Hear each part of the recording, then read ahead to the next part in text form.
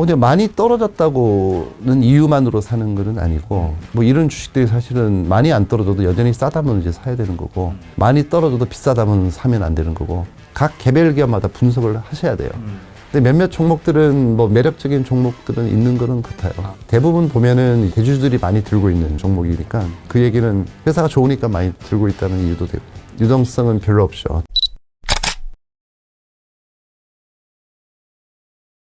업종 얘기를 좀 해보겠습니다. 최근에 K산업 예, 잘 나가면 다 K자 붙이잖아요. 그렇죠. 네, 뭐 K방산, K엔터, 뭐 여러 가지 K들이 있는데 한마디로 한국의 내수에 머물렀던 기업들이 수출 모멘텀이 생겨서 촉매제가 되어서 원래도 잘하고 있었지만 그렇죠. 굉장히 좀 뭐랄까 포텐셜이 확 터졌다.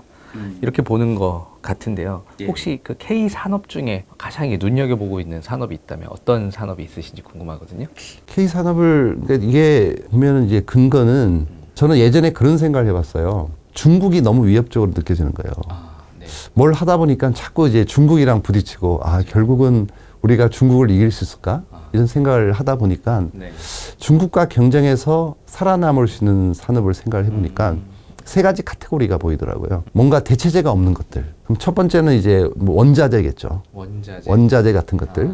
근데 우리는 없어요. 한국은 없어요. 불행히도 없습니다. 시멘트 정도 있을 것 같습니다. 그게 수출이 또 안 되니까. 이게 무겁고 이게 단가가 싸서 경쟁력이 크진 않아요. 그래서 생각나는 거는 이제 두 번째는 하이테크. 중국이 쫓아오지 어려울 정도의 기술적 경쟁력을 가진 이제 테크 기업들. 뭐 반도체 같은 게 쉽지 않습니다. 이게 뭐 10년 안에 쫓아오기 쉽지 않잖아요. 반도체가 될 수 있고, 뭐 바이오도 가능할 수도 있고, 뭐 이런 하이테크 쪽에 있을 거고, 배터리도 하이테크입니다. 그래서. 그리고 또 하나는 뭐냐면 이제 컨텐츠라고 생각해요. 중국이 가질 수 없는 컨텐츠. 그게 뭐 예를 들면 뭐 BTS라든지, BTS, 블랙핑크, 뭐 뉴진스는 중국에 없잖아요. 그게 쉽지가 않고 이 정도 그룹을 만들어내기는 정말 어렵습니다. 뭐 기적 같은 거거든요. 근데 이게 계속 나오거든요. 최근에 또 50-50 뭐 난리가 아니지 않습니까? 이게 계속 이어지기 때문에, 그래서 뭐 K-드라마, K-팝, K-영화라든지 이런 쪽을 굉장히 좋게 보고 있어요. 그래서 어쨌든 중국과 싸워서 이길 수 있는 이제 경쟁력이 있는 K-산업은 저는 일단 컨텐츠를 가장 우선으로 꼽고요. 그 다음에 또 뭐 K방산 뭐 이런 것도 있겠지만은, K방산도 절묘하게 지금 보면 재래식 무기를 생산하는 국가가 없어요. 거의. 지금 없습니다. 지금. 포탄 만들고 이런 회사들이 많이 줄었다고 전차 하더라고요. 만들고 이런 법안들이 거의 이제 없어져가지고 지금 어마어마하게 수주를 이제 받고 있는데, 이게 또 사실은 좀 아이러니하죠. 우리가 처해져 있는 좀 지정학적 환경 때문에. 뭐 북한이라는 늘 걱정을 안고 살아야 되기 때문에. 그래서 어쩔 수 없이 경쟁력을 자주국방 이런 쪽이 굉장히 강화된 측면이 있는데, 이런 게 또 어떤 도움이 되지 않았을까 싶어서. 근데 경쟁력은 있는 거죠. 이미 지금 이 산업 자체가 굉장히 좀 독과점으로 가고 있기 때문에 그런 게 있고, 그래서 뭐 이 정도 하이테크 쪽에는 이제 반도체, 배터리, 그 다음에 K 컨텐츠, 엔터 쪽이죠. 엔터 쪽이랑 방산 쪽 다 괜찮다고 생각합니다.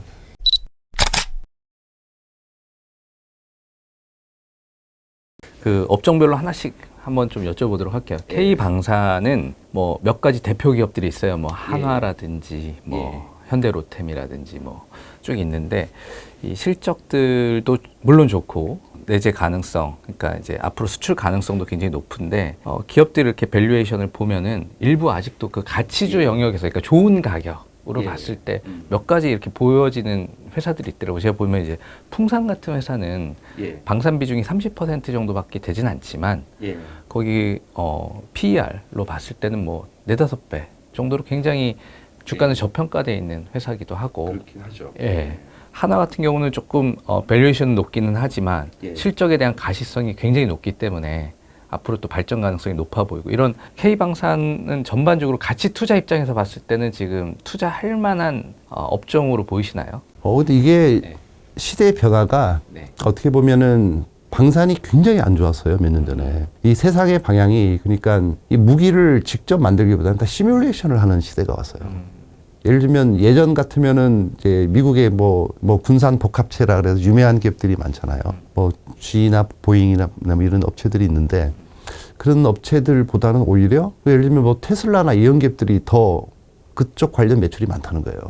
제가 그런 얘기를 들었는데, 그 예를 들면 뭐 헬리콥터 같은 거를 직접 운전하지 않고 시뮬레이션으로 해서 네. 파견을 시켰더니 거의 뭐 사고 난 사람이 없이 성공을 했다는 네. 그런 결과물도 있고. 그래서 오히려 지금 재래식 무기를 만드는 게 맞는 거냐 이런 논란이 많았고 또 ESG에 엄청 지금 반하는 거잖아요. 전쟁이라는 게. 그렇죠. 사실은 전쟁은 없어야 되는 게 맞아요. 사라져야 되는 거죠, 전쟁은. 네. 그 살상 무기를 생산하는 업체는 투자를 안 한다. 이런 기관들이 엄청 많아요, 외국에는. 사실 그러니까 불과 1, 2년 전만 해도 그러니까 우크라이나 전쟁이 나기 전까지만 해도 ESG 바람이 불어서 이런 뭐 포탄 만들고 이런 회사는 투자 안 한다. 이런 분위기였다 갑자기 또 분위기가 반전이 되긴 했는데. 그리고 제가 한 4년 전에 이제 해외 펀드를 이제 운용을 하고 있었는데 거기서 수타 회사에서 연락이 온 거예요. 네. 제가 갖고 있는 종목 중에 방산업체가 있었는데 네. 그거를 즉시 매도하라고. 그 규정상 위배래요. 뭐 살상 무기를 생산하는 업체는 투자가 안 된다는 거예요. 네.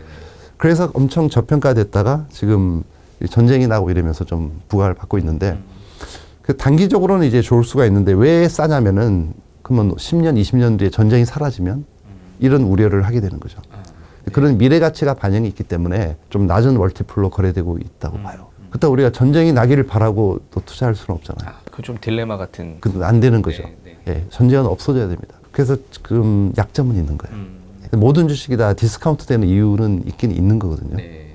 그래서 한 단계 더 뛰어넘어야 돼요. 도약을 하려면. 그래서 예를 들면 뭐 우주 항공으로 간다든지 뭐 네. 비행기를 만든 업체가. 그래서 이제 방산에서 벗어나서 좀 더 첨단 하이테크 쪽으로 뭐 방법은 있을 거잖아요. 그런 것 같아요. 그러니까 무기를 개발하기 위해서 개발된 기술들이 결국에는 그렇죠. 이제 민간으로 와서 인터넷이 되기도 하고 뭐 통신 영역이 되기도 하고 이러니까요. 그런 것들이 좀 한 단계 꼽히는 그러니까 그런 식의 가능성을 보여준다면 이제 훨씬 더 성장 가능성이 높을 것 그렇습니다. 그리고 반드시 지금 시작을 해야 된다고 생각합니다. 예.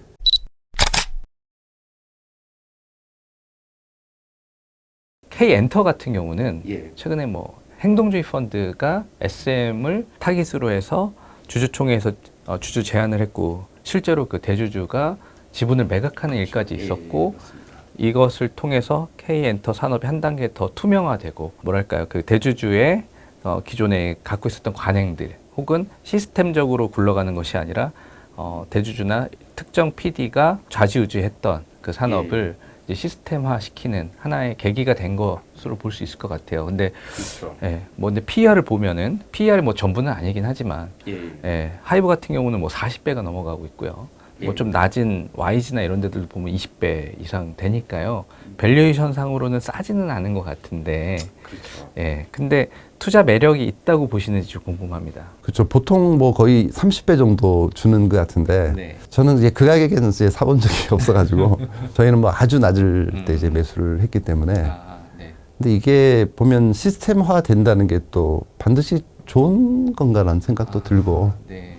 결국은 보면 특정 특출난 분이 이제 이끄는 경우가 많았고 네. 우리가 잘 아는 뭐 이수만 총괄 PD라든지 이런 분들이 어떤 탁월한 능력이 있어서 끌어온 거긴 하잖아요. 네.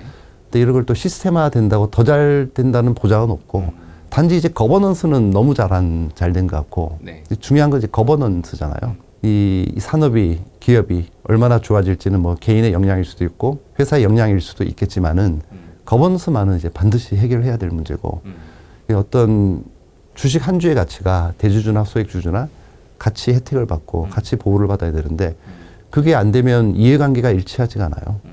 주가가 오르면 나도 좋고 대주주도 좋아야 되는데 그렇지 않은 경우가 생긴다든지 돈이 뭐 옆으로 샌다든지 이런 경우는 이제 반드시 막아야 되는 거고 그래서 저는 이제 결론적으로 한 단계 거버넌스 측면에서 엄청 성장을 했다. 근데 그 다음에는 이제 회사가 잘 될지 못 될지는 잘 모르겠어요. 이게 네. 반드시 맞는 건지는 그게.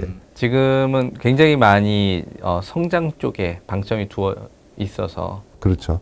근데 이게 그러니까 아시다시피 어떤 특정 그룹을 이제 론칭을 시킬 때 엄청 성공할 줄 알고 론칭을 시켰는데 망하는 경우도 있어요. 네, 그리고 별 기대도 안 했는데 대박이 나는 그룹도 많아요. 그래서 이게 참 예측하기가 어렵습니다. 네. 드라마나 영화도 마찬가지예요. 이게 엄청 공을 들여서 게임도 마찬가지고 네. 제작을 했는데 실패하는 경우도 있고. 아 그런 거 너무 많죠. 진짜 막 감독 캐스팅 막 어마어마한데 딱 나오면 뭐 완전 망하는 경우 우리가 너무 많이 봤고. 너무 많이 네, 봤어요. 네. 게임 같은 경우도 비슷했던 일들이 많고 그래서 대박 아니면 쪽박 산업. 그렇죠. 네. 그래서 지속 가능성에 대한 의문. 그러니까 말씀대로 이게 시스템화가 잘 돼가지고 참 잘 되면 좋은데 그게 잘 된 게 이제 과거 이제 엔터 3사였죠. 전 세계에 유례를 찾을 수 없는 그 트레이닝 시스템.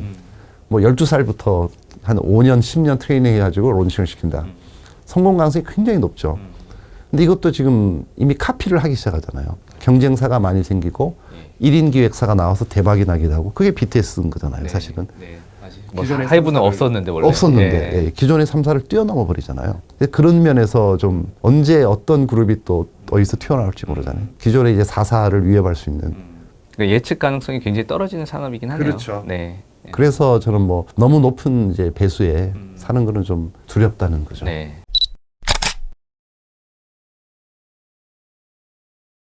배터리도 좀 여쭤보고 싶습니다. 요즘 뭐 굉장히 핫한 배터리 산업.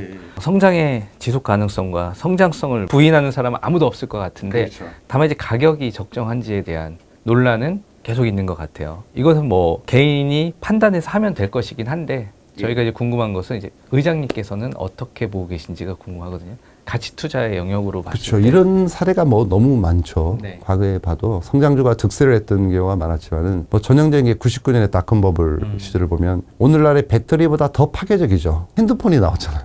세상에 무선 전화를 어떻게 무선으로 이건 뭐 말도 안 되는 세상이 완전 바뀌는 기술이잖아요. 그래서 KT가 99년에 20만 원 정도 했었고 지금 3만 얼마 정도 하고 있고요. 그리고 SK텔레콤이 이제 그때 SK텔레콤. 예, 500만 원 갔었는데 액분으로 보면 한 50만 원 정도 간 거고요. 근데 이제 한 25만 원 정도까지 이제 20년간 이제 반토막이 난 거고. 근데 SK텔레콤이 그러면 20년간 주가가 반으로 떨어진 거는 역성장을 한 걸까요? 어떻게 생각하세요? 실적이나 이런 건 계속 좋아졌잖아요. 이익이 12배 늘었어요. 네. 12배 늘었는데 주가는 반토막이 났고. 근데 그 얘기는 그 당시 PER이 한 100배 정도 됐었다는 거잖아요. 그 정도로 성장성이 높은 사람이니까 인정해야죠. 인정해야 되는데 시장이 100배를 준 이유는 뭐 한 10년, 20년 뒤에 이익이 한 20, 30배 늘겠지라고 본 거잖아요. 근데 겨우 이상한 얘기지만 겨우 12배밖에 안 늘었다는 거죠. 겨우 12배. 그러니까 기대만큼 이익이 늘었냐 안 늘었냐가 중요해요. 오늘날의 배터리 산업도 예를 들면 지금은 돈을 많이 못 벌고 있지만은 그래서 뭐 PER이 뭐 100배 뭐 이런 기업도 있잖아요. 있는데 앞으로 이익이 예를 들면 뭐 10년 동안 이익이 10배 는다. 그러면 정당화되는 거고 20배 는다? 뭐 주가가 뭐 2배 더 오를 수도 있고. 근데 의외로 이익이 겨우 5배밖에 안 늘었다. 이러면 주가는 못 가는 거거든요. 이거는 지금 판단할 문제가 아니에요. 얼마만큼 이제 깊이 있는 분석을 하고 이게 산업을 완벽히 이해를 하고 내가 이 배터리 산업에 대해서 또한 그 산업에 속한 특정 기업에 대해서 얼마만큼 확신을 가지고 있고 그 수치에 대한 믿음이 있어야지 투자를 할 수 있는 거고 그 분석이 정확하고 믿음이 있다면 크게 돈을 벌겠지만은 그 틀려버리면 예측이 맞냐? 그럼 크게 손실을 보게 되니까 그런 위험을 감수하기 싫으니까 우리 같은 이제 보수적인 가치 투자자는 그냥 이 3대 가치 중에서 그냥 자산 가치, 수익 가치, 성장 가치가 있는 거잖아요. 우리는 이제 자산 가치를 많이 보고 과거에 잘해서 돈을 많이 벌어서 어떤 자산이 많이 내재되어 있는 기업들, 고간의 재물이 두둑하고 현금이 많고 그리고 수익 가치, 현재 돈을 잘 벌고 있고 그리고 지금 갖고 있는 비즈니스 모델이 훌륭해서 이 사업이 계속 유지될 거라는 믿음이 있고 그러니까 옛날에 잘했고 지금도 잘하니까 앞으로도 잘하겠지 이런 마음으로 우리는 투자를 하고 미래에 얼마 벌지는 우리는 모르겠다는 거예요. 옛날에 번 돈이랑 지금 벌고 있는 돈에 대해서만 우리는 밸류에이션 해서 투자를 하겠다라는 게 보수적인 가치 투자자 입장이고 좀 성장 가치를 좋아하시는 이제 가치 투자자분들은 이제 미래 성장 가치를 보시고 이제 투자를 하시는데 그거는 이제 엄청난 이제 실력이 있어야지. 저희 능력으로는 좀 쉽지가 않을 것 같아서 네, 힘듭니다.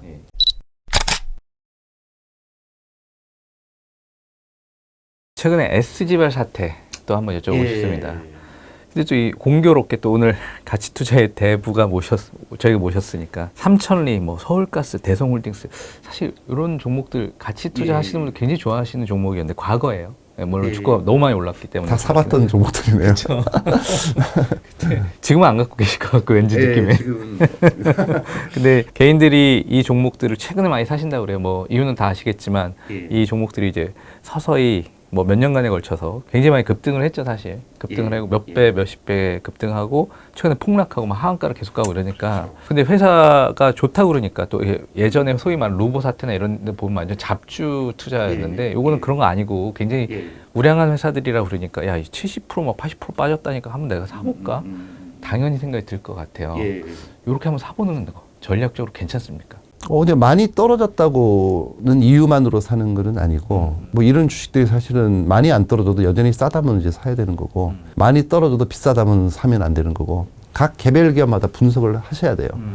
밸류에이션을 봐야 되고, 처음에는 엄청 쌌겠죠. PBR 뭐 0.23이었고, PR도 뭐 3배, 4배짜리도 있었고, 그런 기업들이 여전히 싼지, 또 성장성이 있는지를 이제 면밀하게 이제 검토해 볼 필요성이 있어요.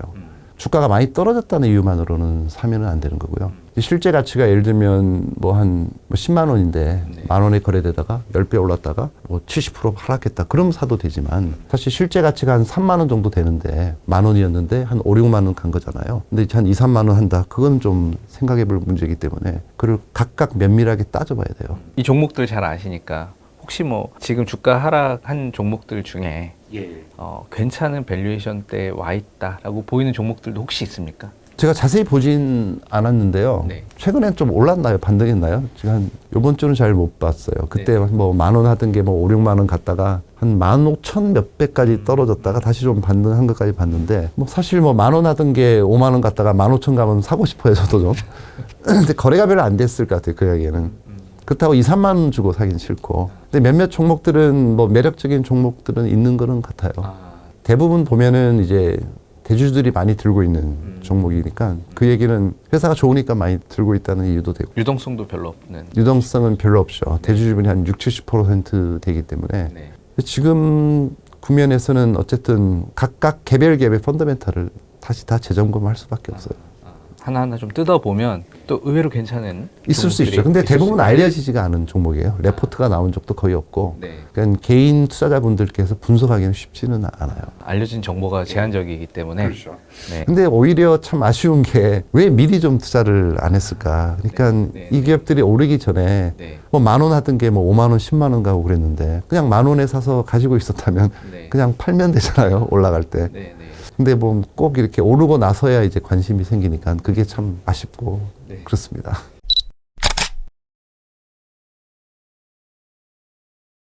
다올투자증권 같은 경우에 슈퍼겜이 한 분이 그렇다고 하더라고요. 지분 신고를 하셔서 또 깜짝 놀랐습니다. 무려 11%나 갖고 계시다고 신고를 하셨고 거의 뭐 2대주주라고 하시더라고요.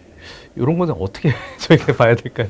그러니까요. 그분이 무슨 생각으로 그걸 사셨는지는 뭐 아무도 모르겠죠. 근데 이유는 뭐 두 가지 중에 하나겠죠. 너무 싸서 사셨거나 매력적으로 보고 그 주식이 그 정도의 가치가 있다고 이제 베팅을 한 거고 아니면은 그냥 혹시 뭐 경영에 참여할 생각이 있으신가 이런 생각도 드는데 그거는 뭐 본인 외에는 아무도 모르겠죠. 근데 뭐 어쨌든 투자자분들께서는 현 시점에서 그 기업의 가치를 따져보는 수밖에 없어요. 다른 증권사와 밸류에이션 비교해보고 우리나라의 증권 업종이 평균적으로 굉장히 낮은 밸류에이션을 지금 받고 있기 때문에 그런 거 감안해서 봤을 때 여전히 타 증권사보다 매력적이다 하면은 뭐 매수의 기회가 있을 거고 그렇지 않고 타 증권사의 평균 멀티플보다 너무 높다 이러면 이제 사면 안 되는 거고 그런 것 같아요. 원론 쪽의 말씀이시긴 한데 그렇죠. 예, 그럴 수밖에 없습니다. 이게.